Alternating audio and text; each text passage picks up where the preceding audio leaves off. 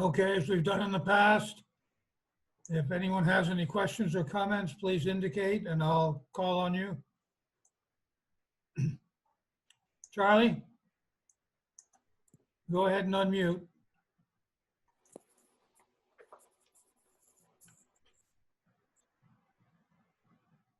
Unmute. Okay, there I am. There you Ben, are. I would like to have have your contact information. No problem. So I'll happy to share that with everybody. And I will just say one thing I've done as part of this work I've been doing with my grandmother's story for the past couple of years is I have a website for her, and it's judymizell.com. And I can put it in the chat now, but I'll also make sure that Jim and everyone can maybe send it to everyone afterwards. And you're welcome to read more about her story there. I also try to update it as often as I can with things about the trials going on.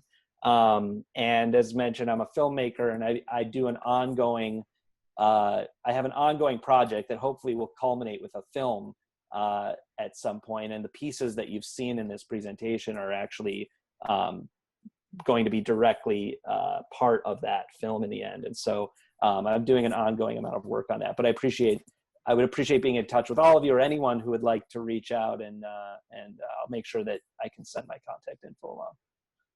Okay, I would appreciate that. I have some pieces of information that may help you. Thank you. Thank you for doing this.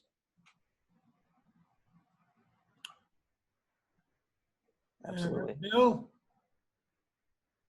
Thank you, Ben. When you started out your presentation, you talked about the trauma being part of your DNA.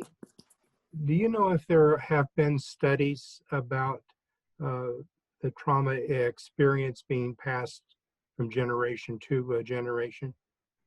I appreciate that. Yeah. Through DNA?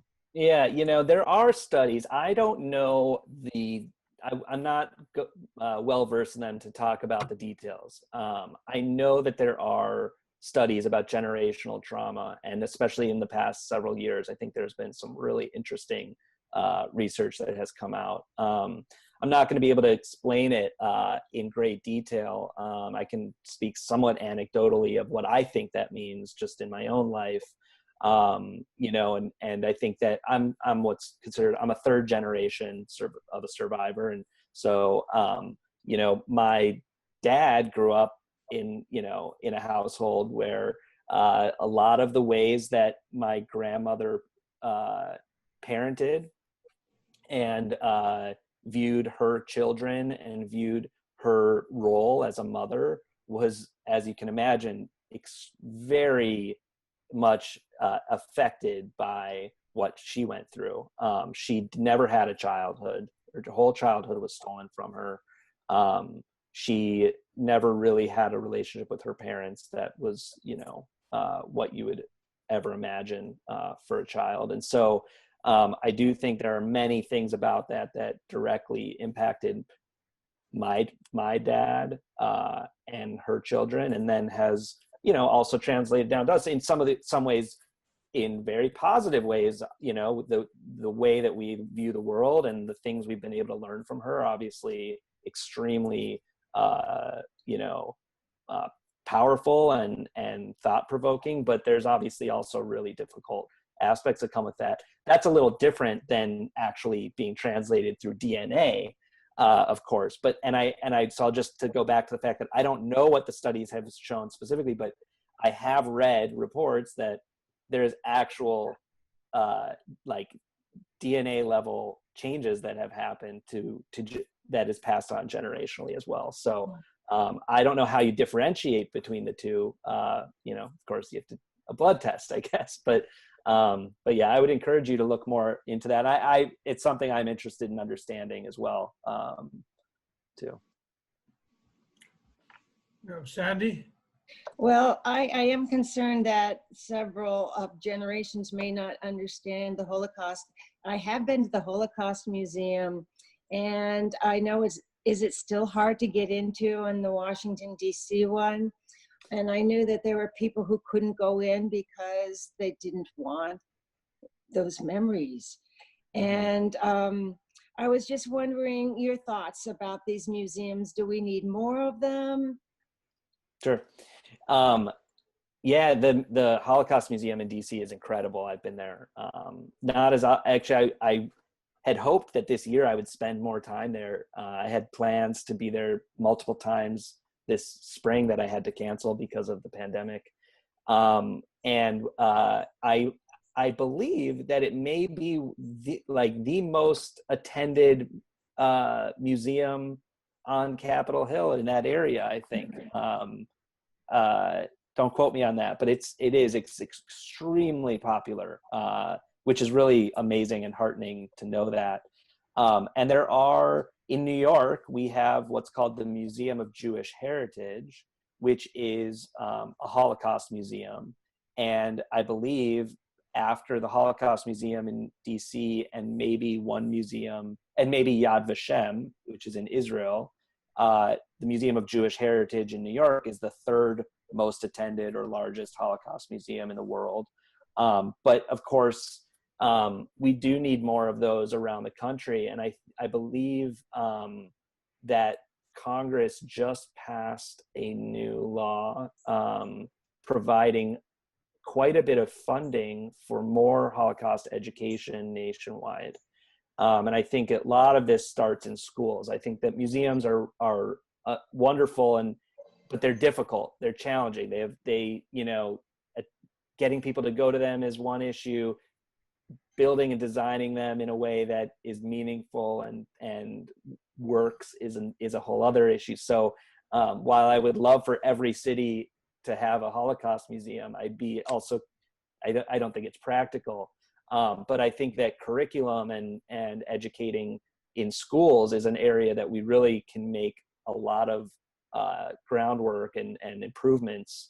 And I was really glad to see this year that Congress is pursuing more funding and more education in schools, specifically around the Holocaust.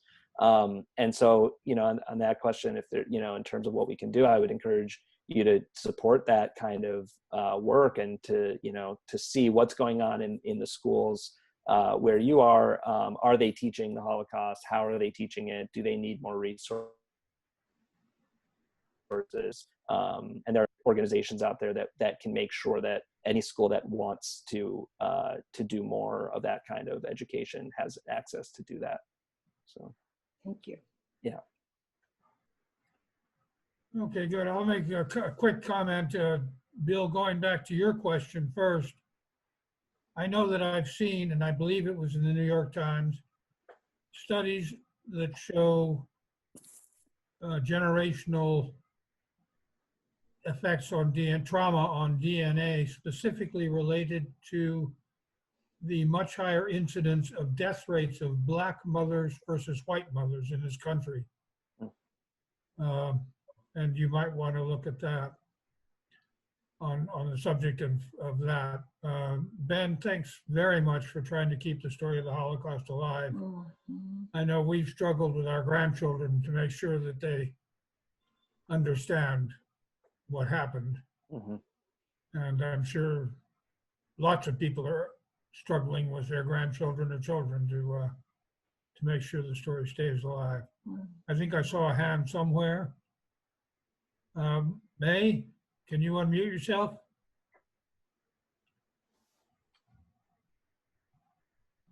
There we go. There you go.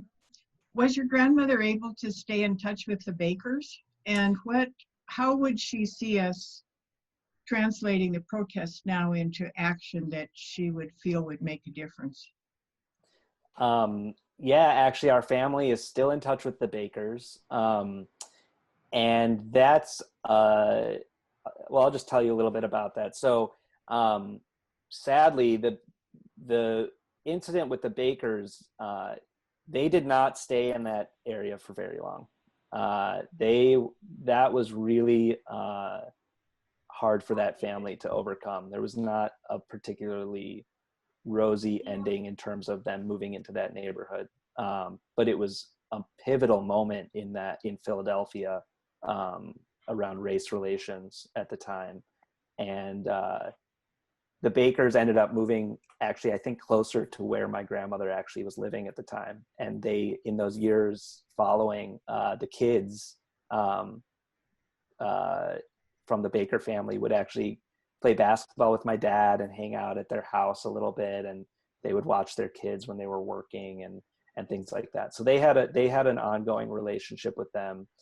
My family ultimately left Philadelphia, and we sort of lost touch with the Bakers for a period of time, but then it was probably about, I'm trying to think of when this would have been. We had a little bit of a family reunion in Philadelphia, and my grandmother was honored.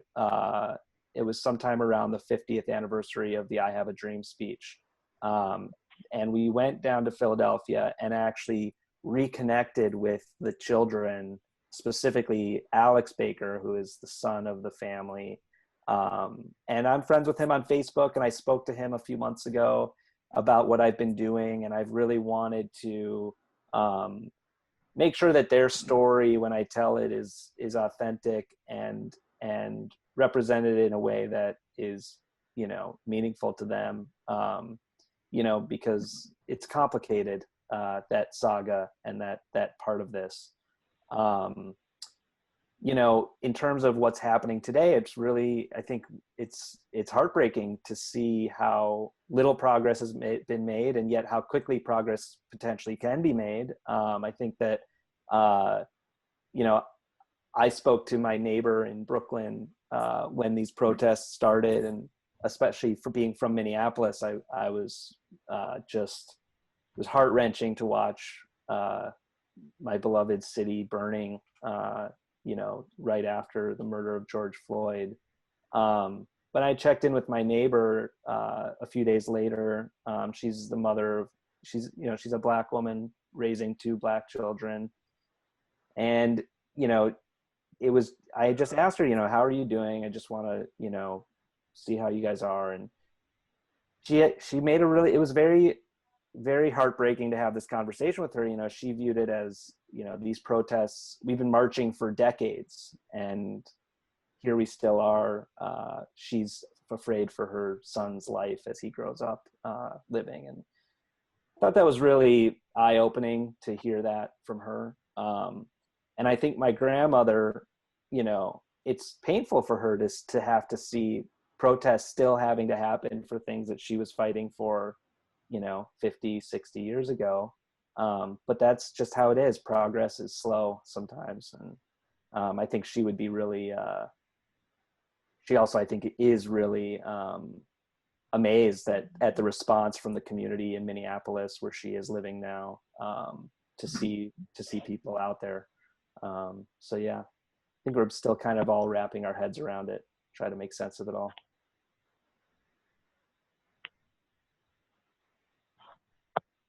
Any other questions or comments? Sandy, go ahead. So Ben, I'd like you to give me an example when you see cruelty, when you see hate right in front of you. Do you have a go-to communication with them? That is so hard to answer that question, because you never are really, for me, I'm never really expecting it. And I'm fortunate that I've been in a very kind of privileged bubble my whole life. I didn't really grow up facing direct acts of hatred on a daily basis. I wouldn't say I'm the person to tell you exactly how to de-escalate or, handle a specific situation like that. I think one of the things I've tried to do is to create this space where I can try to educate a little bit and share this story as a way to maybe, spread that, kind of message of, for people to think about. So I'm sorry, I don't have the right answer for that. I'm going to think about it because I wish I did, but You know, it is different. There is a different level of, you know, conviction and ability to be able to stand up in that moment versus to try to live a whole life that is good and that is, you know, pursues a certain level of, you know, morals or, you know, equality. So those are two different things for sure. I'd like to think that if I'm in that situation, I would do something, but I think we all would like to think that about ourselves. And the truth of the matter is, you know, even in listening to these guards, you know, and their stories, I think it begs the question of, would I have done anything differently if I was in their shoes? You know, these are people under the most oppressive authoritarian regime we've ever seen, and practically brainwashed into an ideology. And this is juvenile court we're talking about, you know, 17 years old, this guy, he's now 92 and he's facing charges of a crime that he committed theoretically when he was 17. So he's in juvenile court. And it really does beg the question, you know, how would I respond in those situations? So it's something we all have to think about. And it's, you know, I do hope that I would stand up and say something if I saw it in front of my eyes. But, you know, you even look at things like what happened in Minneapolis, or these, you know, murders of Black men, and you see the videos and you just think you're helpless, you know, standing there watching. And so it's just really hard to know if we truly have that in us to stop the act when it's happening. Which is why I think it is so important to also just continually talk about these things, continually try to educate, so that hopefully, you know, these things are prevented from even starting. Thank you. Yeah. Richard?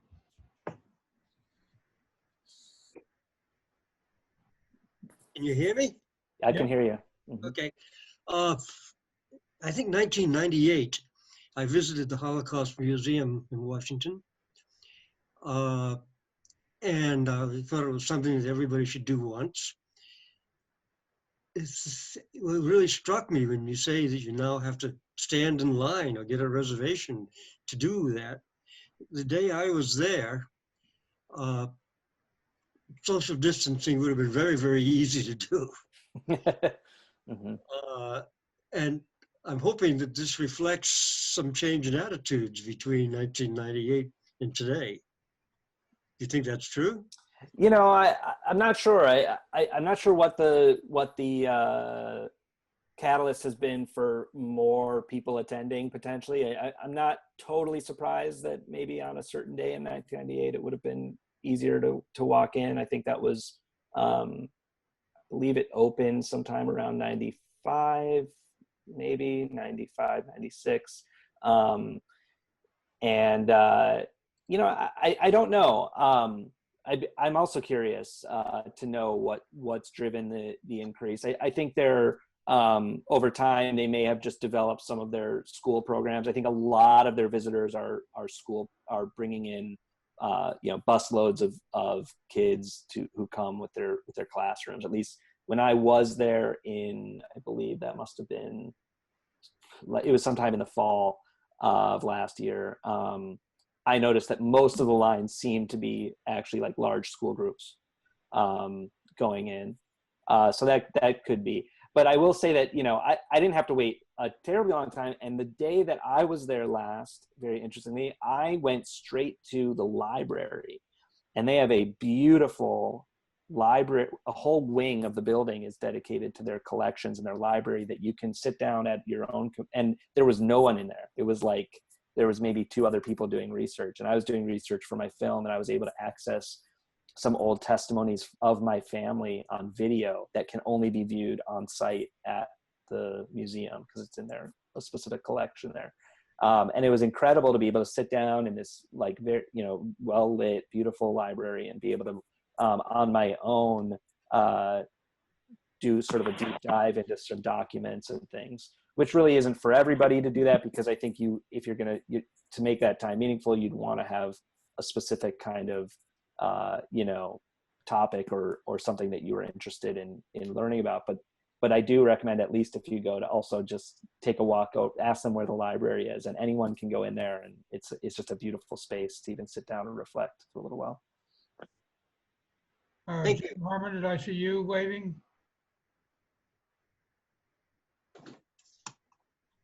I guess not. Charlie? Yeah, just as a matter of curiosity, Ben, are the trials, say as the one that you attended, still being held at the Palace of Justice in Nuremberg, or are they scattered around Germany now? They are scattered around Germany. So the history of trials for the perpetrators of the Holocaust is a really fascinating, winding road. The Nuremberg trials were the beginning, and obviously, as most of you probably know, they really only held account the very top masterminds and the top brass of the final solution of the Holocaust. And then after that, there was sort of, Germany had to rebuild, and they kind of allowed people to go back to their lives, and they needed Germans to be able to, rebuild this country.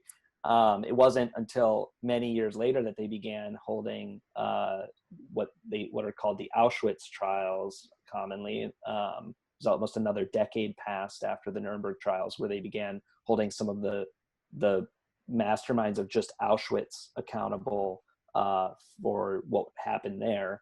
And then after that, there were very sporadic trials of people who could be proven to have, quote unquote, pulled the trigger, or been a part of a very, very large mass killing.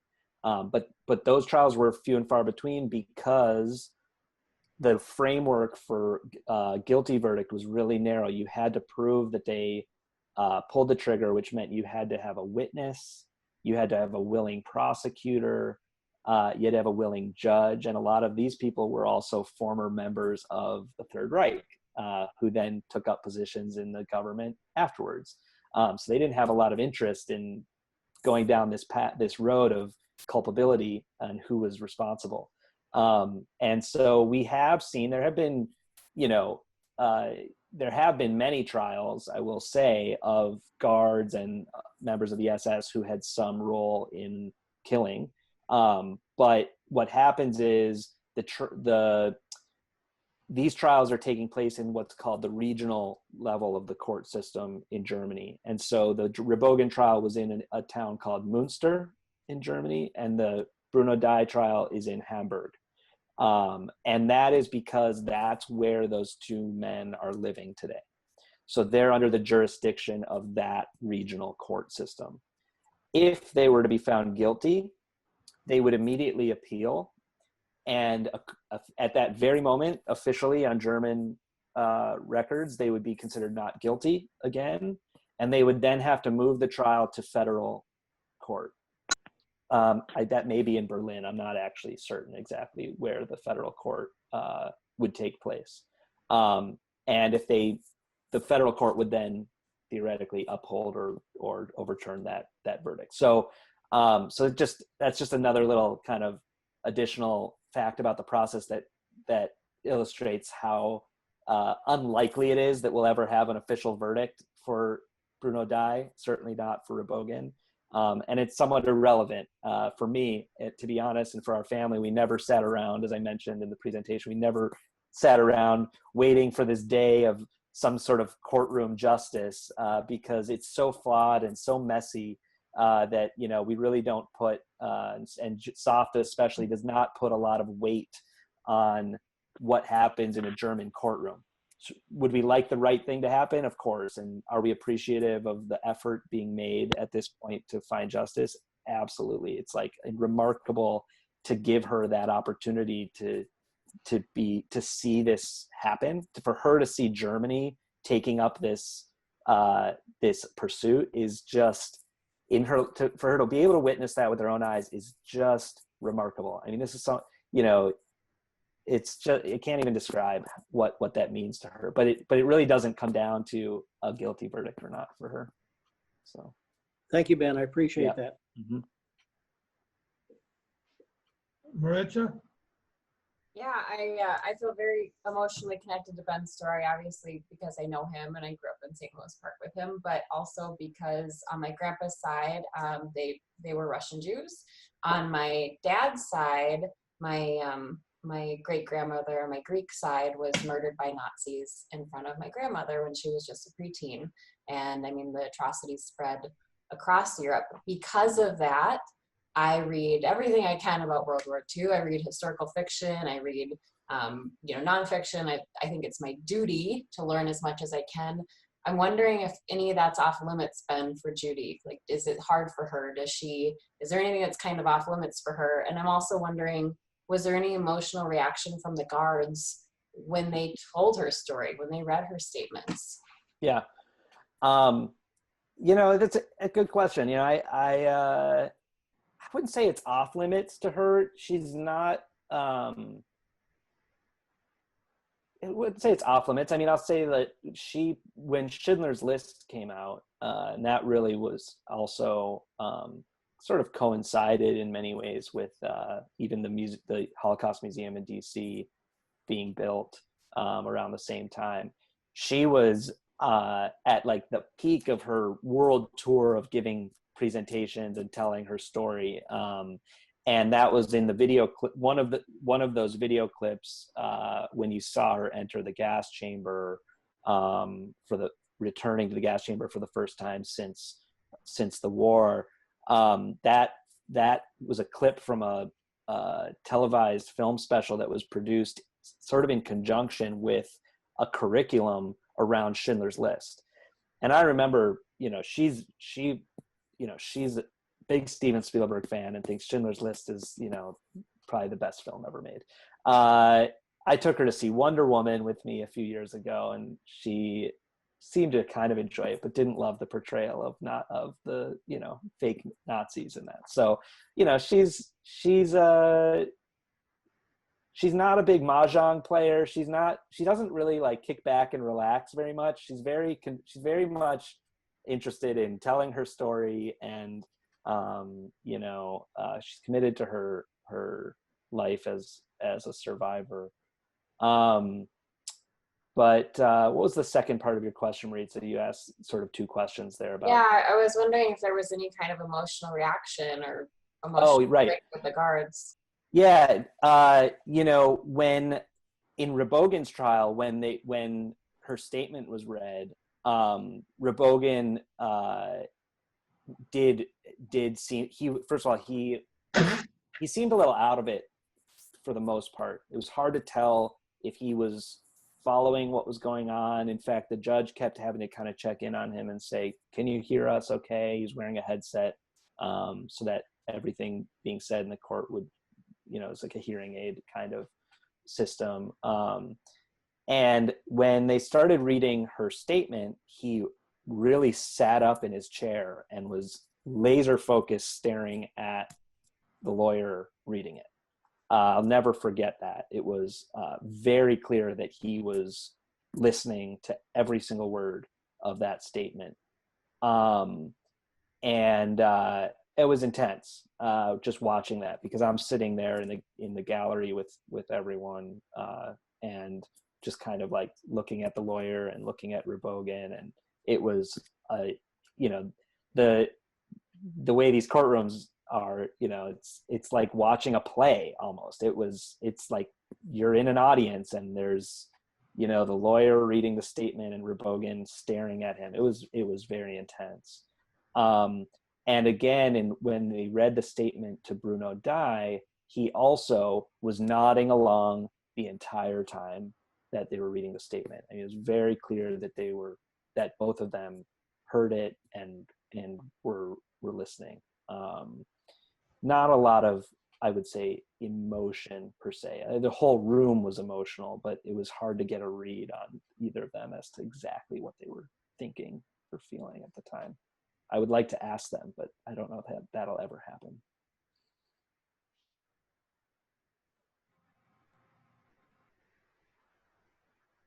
Okay, Ben, it looks like we've kind of run out of questions. Thanks you very much for No problem. joining us, and best of luck with your continued efforts. Thank you so much. I'd love to, I'm sure you guys have an email group, so I'll make sure that you have my contact info, Yes, Jim, contact info, and I'll get to everybody who's would be interested. happy to hear from anybody and answer more questions if you have them. So, Good. and if I come to Montana someday when we're all able to travel again, I'll maybe stop by in person to your breakfast club someday. Yeah, for sure. We'll actually buy you a breakfast. Great. Okay, All right. Thank you so much. Have a great week, everybody. okay. And Take care. Thank you. Okay, we've got some time left on the Zoom if anyone wants to chat or whatever. I think we can unmute now. Hey, I got a question or a comment. Oh, hi. Uh, has anybody looked into or understand what we have in town called the soft landing for refugees that come into Missoula? If not, it would be very, very helpful to check them out and see what they're doing. Yeah, Jim, we had the executive director of Soft Landing talk to us about a month ago. Was it that soon back? Oh dear.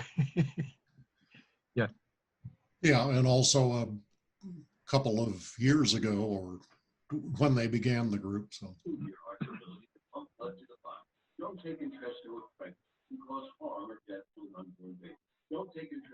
Somebody's got a radio on, please turn it off.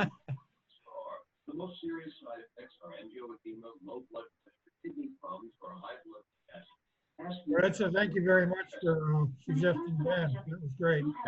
oh yeah, I talked to Ben about coming out maybe when all those flyers were going around Missoula, in the last couple of years, and maybe found the anti-Semitic flyers, and he was really interested. We talked about it a few times, and then COVID kind of hit, and so anyway, I thought when we were looking for speakers, this would be a perfect time for him to kind of start his message in Montana.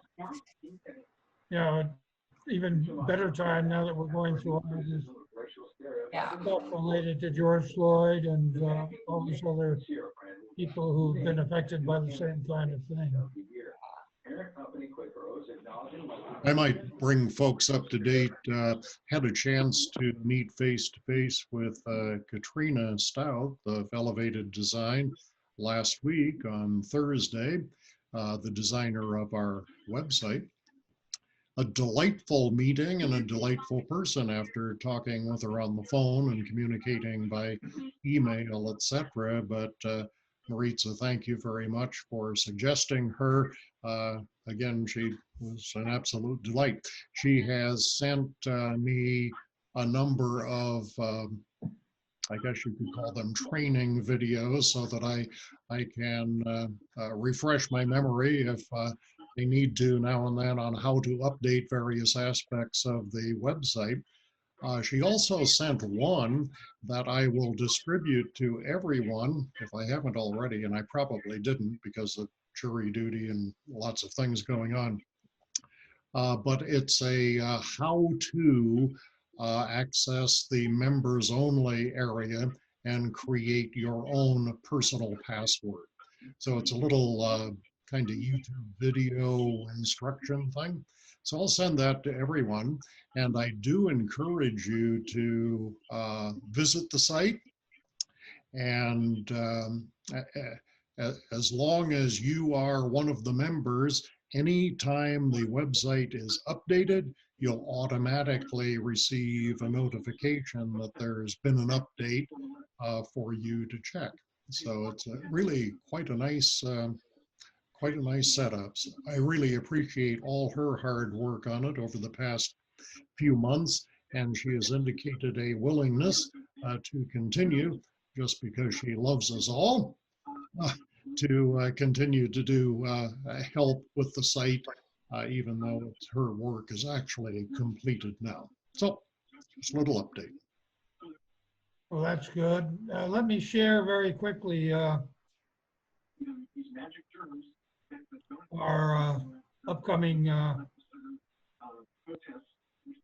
program. Next week, we have Whitney Wakimoto, who is Sandy Shepard's daughter, And as I understand it, she's going to be doing an interview with somebody she knows in Los Angeles who has been in prison and affected by the quarantine, named Louis Rash.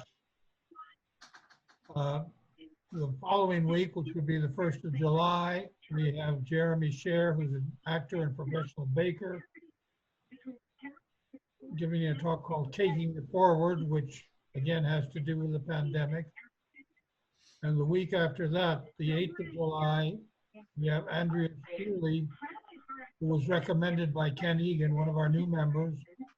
And she has been doing research in the Berkeley pit and discovered organisms that might turn out to be useful as medicine, which is kind of a strange thought. She'll be with us that week. And beyond that, again, I need help with suggestions.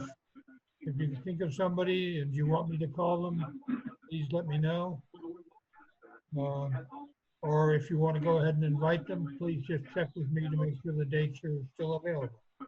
And that's all I've got.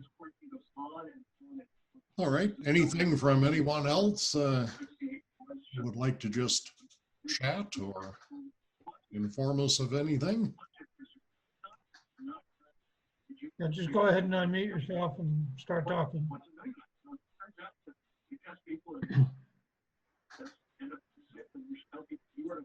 I just want to say that I'm worried about the rise of cases in the state, and I hope you guys are all being safe and taking precautions, because I really love this group and I don't want anyone to get sick. Thank you, Maritza. Yeah, it's strange. You go down to stores and see people outside restaurants and they're acting kind of crazy. So we got to make sure we don't act crazy, I think. I was particularly struck last week, wasn't it, with Ellen Leahy, specifically answering my question about masks and our group. And I found it enlightening, if not even more than that, to our particular age group. She was adamant that, were she that age and among us, she would not recommend doing many of the things that folks out there are doing right now in the way of gatherings, etc. So she definitely had a very cautionary approach for our age group, and that was enlightening to me after all the information I've read from news accounts to CDC advisories, etc. She kind of brought it home that, in fact, if, to paraphrase her, that it wouldn't necessarily be out of the question to wait to get back into face-to-face meetings until after successful vaccines are pretty much proven. And that's a long way out. Yep. Well, and there was a 30-year-old woman, or a woman in her 30s, who died yesterday in Big Horn County. I mean, that's in her 30s. Yeah, I think the quickest way to paraphrase what she had to say was, you can be careful or you can get sick. I mean, yeah, there you go. You cut to the chase. And if you're our age and you get sick, the odds aren't real good.